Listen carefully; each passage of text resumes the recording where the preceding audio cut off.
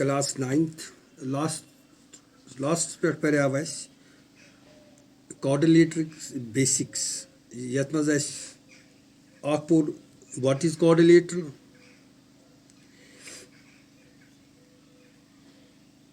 बेय पर तमिच terms यम associate quadrilateral सच यम वाबस्त quadrilateral सच मतलब कि अस पे तमिक sides तथ कित पे नाव दिवान quadrilaterals तमिक sides तमिक angles तमिक vertices diagonals adjacent sides adjacent angles opposite vertices हम पे दस quadrilaterals मस आज जो सेस टॉपिक आज परो एमिक टाइप्स आख वेरियस टाइप्स ऑफ quadrilateral एमिच प्रॉपर्टीज नंबर आख गोडनुक quadrilateral parallelogram means गोडनथ वो parallel यह गो सो quadrilateral यथ मज लाइन्स आसन parallel क्या अत नाव parallelogram फॉर एग्जांपल बनेम यत अक यम parallel lines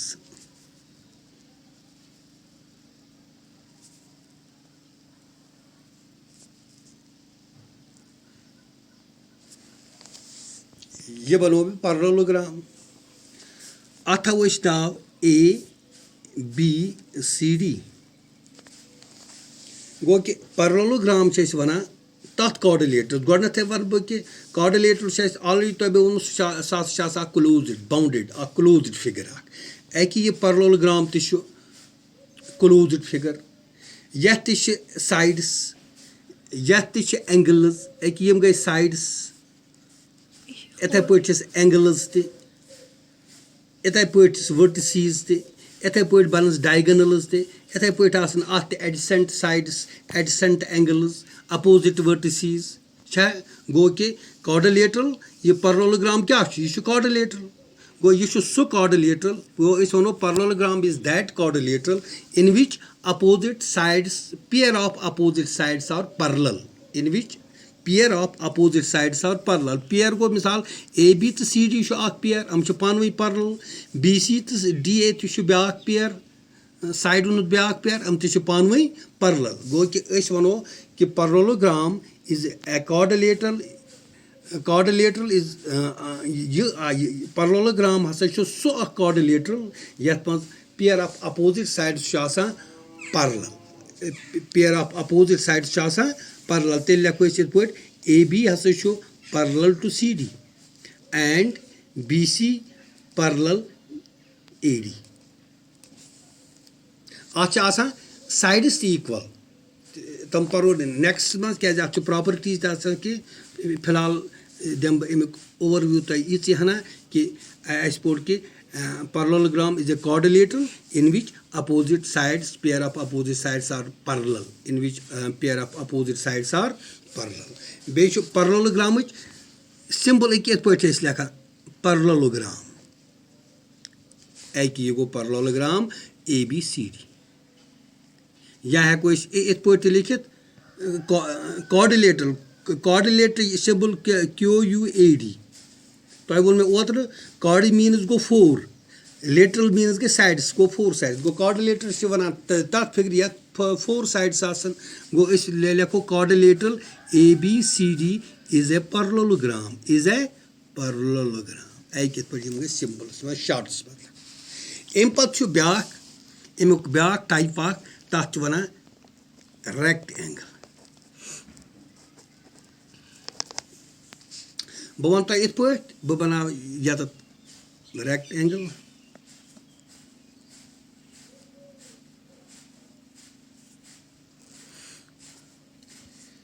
यह थो नाव ABCD वो यह कित पे कर डिफाइन बह वन कि a rectangle is a quadrilateral rectangle so quadrilateral यथ मज opposite sides मिसाल AB तो CD equal BC तो DA equal गो वनो a rectangle is that quadrilateral in which opposite sides are equal बेशु सद and any angle between the a pair of adjacent sides. Pair of adjacent sides. For example, एक ये छो CD तो DA छो adjacent side. अमन दरमियान use एक ये angle छो, this is 90 degree. Pair of at least one angle is 90 degree.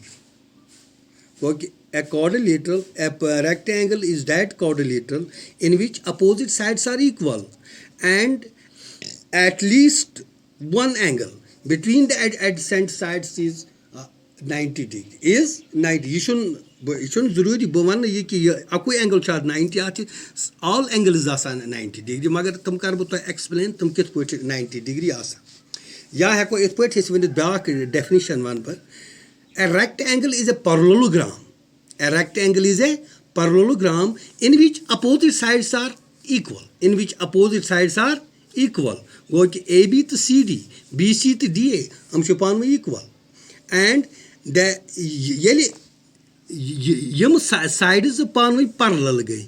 Yama sides गए पान में parallel. क्या है बोल? A rectangle is a parallelogram in which opposite sides are equal. ये parallelogram से parallelogram उसमें से opposite sides आसान parallel. Go yum chupan में parallel. मैं at least one angle between adjacent sides is 90 degree. Adjacent sides दरमियान अगर अक angle चाहता 90 degree.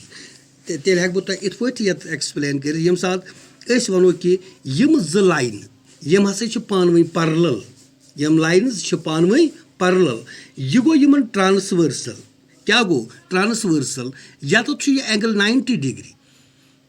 चूँकि ट्रांसवर्सल ये लाइन्स आसन पैरेलल ट्रांसवर्सल सेम साइड्स यम एंगल्स आसन तुम सम आसन सप्लीमेंट्री दैट मीन्स 180 डिग्री तमुक अगर ये एंगल 90 छु यमन दोन एंगलन हो सम छु 180 तेले आसन ब्याक एंगल ते 90 डिग्री गो बनियाना ये एंगल ते 90 डिग्री सेम गसे कि या तो अगर ये लाइन इज पैरेलल ये गो ट्रांसवर्सल ये गो ट्रांसवर्सल तेल छुना यमन दोन एंगलन होन सम ते 180 अगर ये 90 तेल गो ना ये 90 इथे पोट अगर यम ज लाइन्स बे पैरेलल ये थाउन ट्रांसवर्सल यमन दोन एंगलन होन सम ते गो 180 अगर ये 90 तेल गसी 90 गो में मतलब गो इस वनो a rectangle is a parallelogram in which opposite sides are equal and adjacent sides they are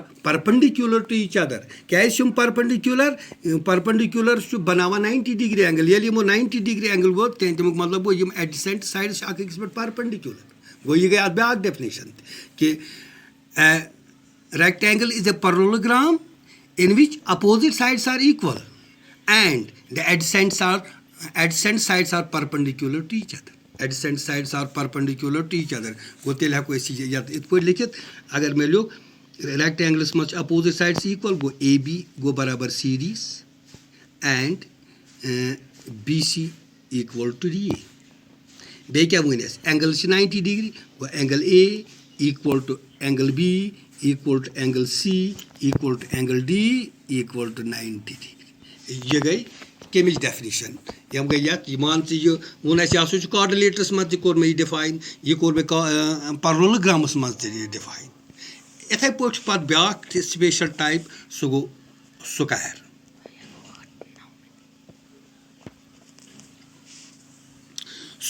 square गो एक ब बनाया तो square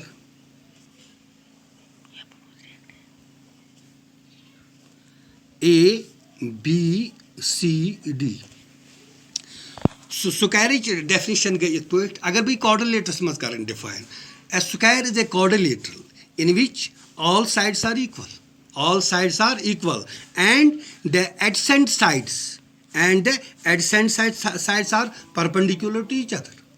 Adjacent sides are perpendicular to each other. या मानो इत पोट अगर parallelograms मत करें go a square is a parallelogram.